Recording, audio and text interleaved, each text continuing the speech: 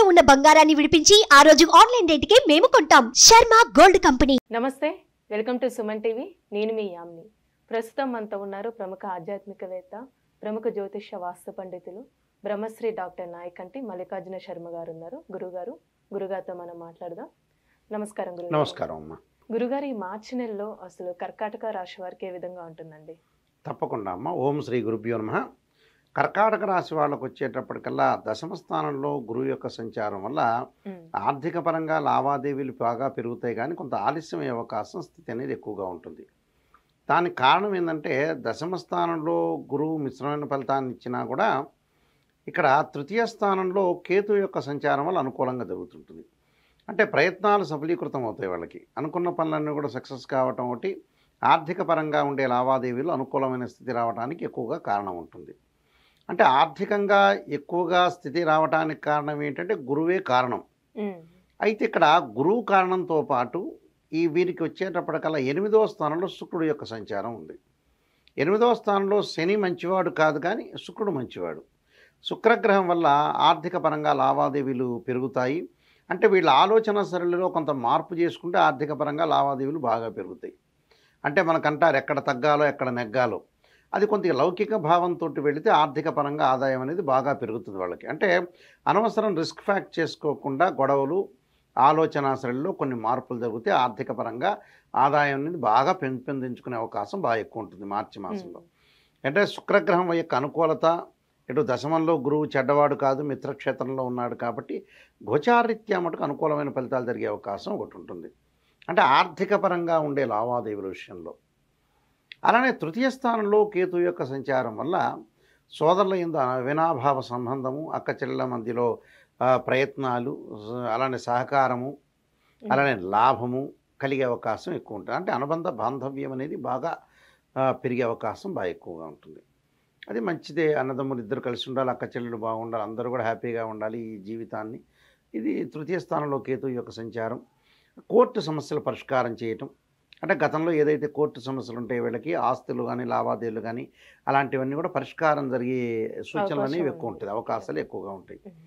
దానితో పాటు కర్కాటక రాశి వాళ్ళకి 7వ స్థానంలో కుజుడు యొక్క సంచారం.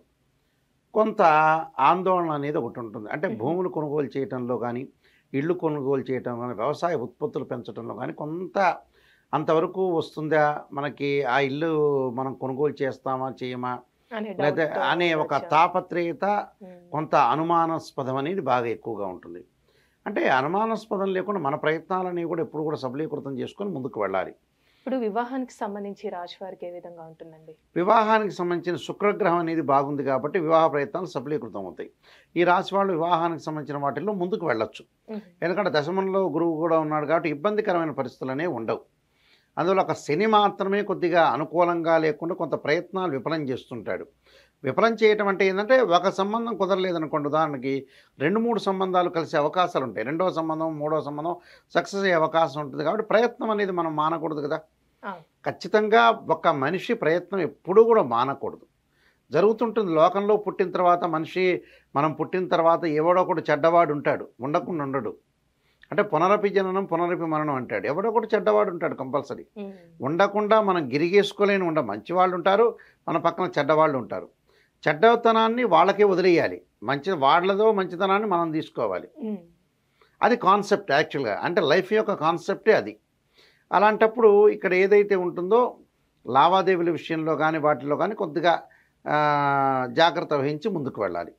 అయితే ప్రయత్నాలు అనేవి 1-2 సంబంధాలు తప్పదు, 3వ సంబంధం 4వ సంబంధం కలిసే అవకాశాలు ఉంటాయి. అంటే 3వ ప్రయత్నం అనేది సఫలీకృతం అయ్యే అవకాశాలు ఎక్కువగా ఉంటాయి శుక్రగ్రహం వల్ల.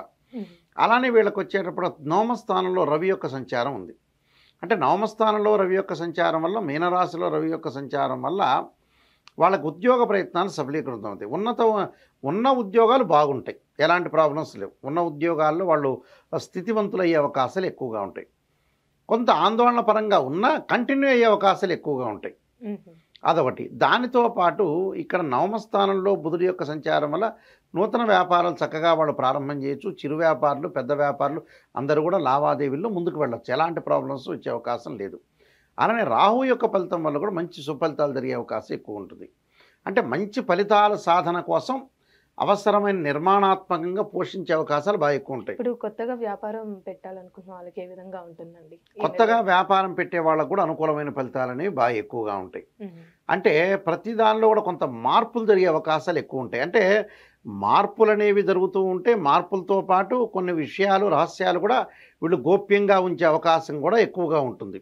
అంటే ఉన్నతమైన వ్యక్తులతో కలయిక, అలానే విద్యార్థులకు కూడా అనుకూలంగా ఉండటం, అలానే ప్రేమ వ్యవహారం కానీ తర్వాత కుటుంబ పరంగా కానీ విషయాల్లో కూడా అనుకూలంగా ఉండటం, పరస్పరం ప్రేమ పెంచుకోవటం, సామర్థ్యం కూడా బాగా పెరిగే అవకాశం. అంటే ఏదైతే పని చేసే సామర్థ్యం బాగా పెరగటం, ఆర్థిక పరంగా లావాదేవీల విషయంలో కూడా బాగుంటుంది. కానీ ఊహించని ఖర్చులు వచ్చే అవకాశం ఉంటుంది. అంటే ఆదాయాన్ని మనం ఏది చేయాలి, ఏది డివైడ్ చేసుకోవాలి, మన ప్రాపర్టీని కానీ లేదా నెలసరి వచ్చే జీతాన్ని కానీ ఎలా డివైడ్ చేసుకోవాలో చూసుకొని ముందుకు వెళ్ళాలి. అంటే ఊహించని ఖర్చులు వచ్చినప్పుడు ఆ ఖర్చుల్ని కొన్ని సందర్భాల్లో పెట్టాల్సి వచ్చిన అవసరం ఉంటుంది, పెట్టకూడని సందర్భం కూడా ఉంటుంది. కాబట్టి మనం పెట్టకూడని సందర్భమా పెట్టే సందర్భం అనేది కూడా మనం చూసుకొని ముందుకు వెళ్ళాలి. అయితే స్త్రీలకు వచ్చేటప్పటికి అనుకూలంగా ఉంటుంది. కొన్ని ఆలోచనలు కొన్ని మార్పులు వస్తాయి, కానీ స్త్రీలలో కొంత జాగ్రత్త వివరించి అంటే కుటుంబ పరంగా ఇబ్బందులు కలగకుండా స్త్రీ కాపాడుకోవాలి. విద్యార్థులకు కూడా కొంత అనుకూలమైన కాలం, విదేశాలకు వెళ్ళే అవకాశం అనేది ఒకటి ఉంటుంది.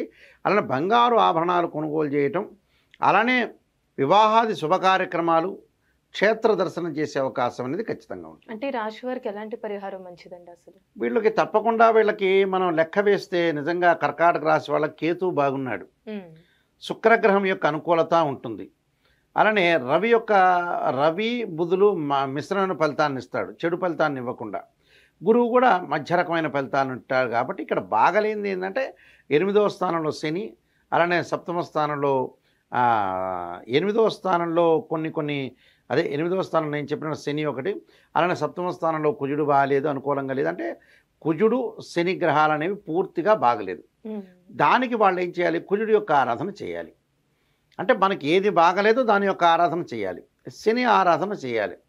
అంటే శనికి ఏదైతే మనం చేయాలనుకుంటామో అమ్మవారి యొక్క ఆరాధన చేసుకోవచ్చు. అంటే కాళికాదేవిని ఆరాధన చేయాలి శనికి. ఈ రాశి వాళ్ళు కాళికా అమ్మవారిని ఆరాధన చేయాలి. కుజుడికి వచ్చేలో సుబ్రహ్మణ్య స్వామి యొక్క ఆరాధన చేయాలి. అంటే తత్పురుషా విద్యే మహాసేనాయుధిమే తన్నో షణ్ముఖ ప్రచోదయాత్ అనేది చాలా మంచి మంత్రం, సుబ్రహ్మణ్య స్వామి యొక్క గాయత్రి మంత్రం. అది చేసుకుని మంగళవారం కూడా రాహుకాలంలో దీపం పెట్టడం అనేది అందరికీ తెలిసిన విషయం. అది దీపం పెట్టచ్చు. కందులతో ఏదైనా సరే వంటకం ఉంటుందా, ఆ వంటకాన్ని ఎక్కడైనా సరే దేవాలయంలో ఇచ్చి భక్తులందరికీ కూడా పంచాలని ఆ ప్రధాన పూజారి గారికి చెప్తే దానివల్ల కూడా మనకు దోషం పోయే అవకాశం ఎక్కువగా ఉంటుంది. అంటే శాస్త్రీయ పరంగా ఏదైతే చేయాలో నైవేద్యము మంత్రము చెయ్యాలి. వేదాల్లో ఏది చెప్పారో అది మాత్రమే చేయాలి, కానీ వేరే చేయటం వల్ల పెద్దగా ప్రయోజనం లేదు. మంత్రశాస్త్రంలో చెప్పింది ఏంటంటే ఇదే, మీరు మంత్రాన్ని ఈ గ్రహం బాగలేదు, ఈ గ్రహానికి సంబంధించిన మంత్రాన్ని చదవండి. సుబ్రహ్మణ్య స్వామి గాయత్రి, సుబ్రహ్మణ్య స్వామి అష్టకం చదువుకోవచ్చు, సుబ్రహ్మణ్యం యొక్క స్తోత్ర పారాయణం చేయొచ్చు. మంగళవారం కూడా ఉపవాసం కూడా చేయొచ్చు. ఉపవాసం చేసి సుబ్రహ్మణ్య స్వామి యొక్క ఆరాధన చేయటం వల్ల కూడా విశేషమైన ఫలితాలు జరిగే అవకాశం ఖచ్చితంగా ఉంటుందమ్మా. చాలా చక్కగా తెలియజేస్తారండి. ధన్యవాదాలు. నమస్కారం అండి.